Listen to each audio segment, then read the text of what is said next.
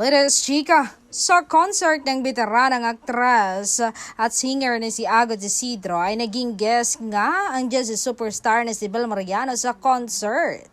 At marami raw na pangangat na pawaw sa galing ni Bel na fans ni Miss Agot. Ito nga ang naging ilang mga komento nila ng nakapanayam namin. Hirit nga ng isa, ang galing pala ni Bel Mariano kumanta, Man I Need by Olivia Dean, tas do it pa sila ni Miss Agot.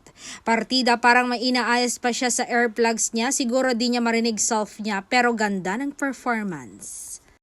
Hirit pa nga ng isa, ang sarap pakinggan ng boses niya, ang ganda ng quality, hindi ako mag-move on dito. No bias, pero ito talaga yung best rendition na narinig ko.